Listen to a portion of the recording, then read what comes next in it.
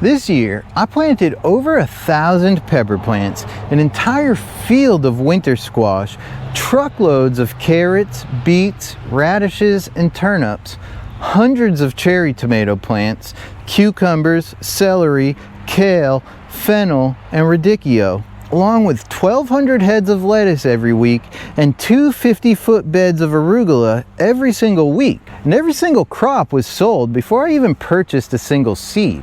But if you're anything like I was when I first got started, you're probably doing it all backwards. Tell me if this sounds familiar. It's winter, you're flipping through your seed catalogs, dreaming up your perfect garden, and you pick out all your favorite crops, probably the stuff you think people might want to buy, or maybe just the things you like to eat. You load up your cart with seeds, way too many if we're being honest with each other, and don't really think about how much of each crop to plant or when it's actually going to be ready. Then spring hits, and you plant everything all at once. Fast forward to June and everything's all ready at the same time. It's super stressful and you can't do it all. It's full on panic mode. You harvest as much as possible, prioritizing what you think will sell best. You load up the truck and you head down to the farmer's market. You stand there all day on a Saturday after you already worked all week and you only sell half of what you brought. So now you bring it back home to the farm, you're posting it on Facebook, calling restaurants, setting up roadside stands, and doing anything you could think of to try to sell your harvest. I used to be that guy. I know that hustle. It's exhausting. But what if it didn't have to be like that? What if you knew exactly what to grow and when to grow it and had customers waiting to buy it? In this video, I'm going to show you exactly how I learned to stop guessing what vegetables to grow and how I started selling all of my crops before I ever purchased a single seed packet. And by the end of this video, you'll see how I learned to run my farm like a lean manufacturing business instead of a high-stakes gamble in a Las Vegas casino. Yo, yo, yo, what up, Gromies? Welcome back to Chef's Harvest Farm. If you're new here, I'm Chef Mikey. I'm a former executive chef turned urban farmer, and I grow high quality organic vegetables for local chefs and restaurants here in Knoxville, Tennessee. And just like anyone else, I started out growing what I wanted to eat and what I thought other people wanted to eat. But that's a really poor strategy for a business, and here's why. Once I'd harvest the crops, I'd scramble to figure out how the heck I was going to sell all this stuff. I'd go to the farmer's market and just hope that people buy stuff from me instead of my neighbors who are selling the same or similar products. I'd text chefs and restaurants and see if they were interested in what I had available, only to find out that they're already purchasing that stuff from somebody else. But something I learned from Ben Hartman's course, the Lean Micro Farm Masterclass, changed everything. Ben taught me how to start by working backwards. So instead of starting with the seed catalog and ordering everything you want to eat or what you think people might want to eat, you start with your customers first. So don't get me wrong, farmers markets are great when you're just starting out and you don't really have any customers yet. You can just show up with whatever you've got and maybe people will buy it. But I always found that to be really inconsistent. Sure, sometimes I'd have really good days and I'd sell out of everything. But more often than not, my regular customers might buy a lot of stuff one week, but then the next week they just stop by and kind of say hi because they already bought all the stuff last week that I'm still selling this week, and people don't really want to eat the same thing every week, right? You're gonna have some cherry tomatoes next week for your big vanilla. And of course, there's good days, but more often than not, I'd come home with way too much unsold produce, and most of it just ended up in the compost pile. So this year, I took Ben Hartman's advice.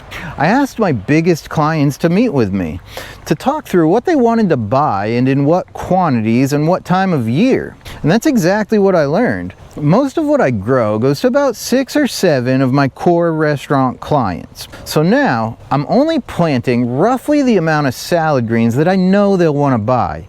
It's not a perfect system. but it gives me a solid guideline, so I'm not just out here planting a bunch of stuff that my existing clients aren't really interested in. Because it's a lot easier to sell my existing clients 100% more product than it is to find new clients to buy any excess product that I might have available. One big takeaway from those meetings was this: that my clients are already buying large tomatoes from a different grower, and I can't really compete with those prices. And that right there told me everything I needed to know. Don't grow big tomatoes. Otherwise, I would have gone through the seed catalog, ordering up all my favorite heirlooms because I think that's what these chefs want to buy, but in reality, they wouldn't have really been interested. And I never would have known that if I didn't ask, like, hey man, do you want to buy tomatoes from me this year? And the answer is no, but that doesn't mean they don't want to buy anything from me. They just buy tomatoes from somebody else. So this year, I only grew cherry tomatoes, and mostly varieties that they specifically requested, like Sun Golds. And the same thing with winter squash.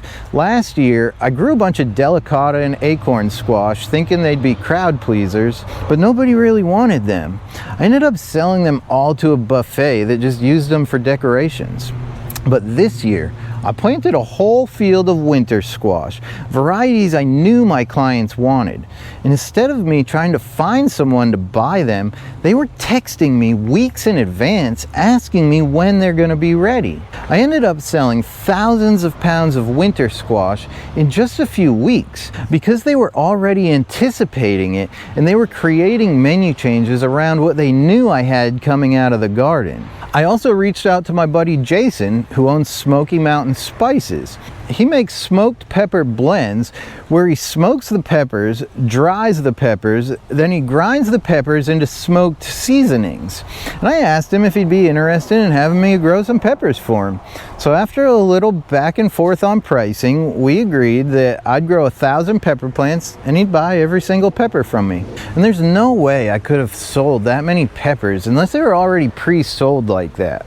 If you're interested, I'll leave a link in the video description to the Smoky Mountain Spices website, and you can actually purchase the smoked pepper blends made with peppers grown by Chef's Harvest Farm, and Jason will ship them to you personally. And then most of the other crops that I grow are staples that I know all of my customers want. Things like carrots, radishes, turnips, and celery. These crops all store really well. We just remove all the tops, we keep them in crates, and they last up to 90 days if needed. For example, we harvested 100 pounds of red radishes a few weeks ago. At first, nobody bought any of them. For a couple of weeks, they just sat in the crates in the refrigerated trailer. But I wasn't stressed because I knew they'd move eventually.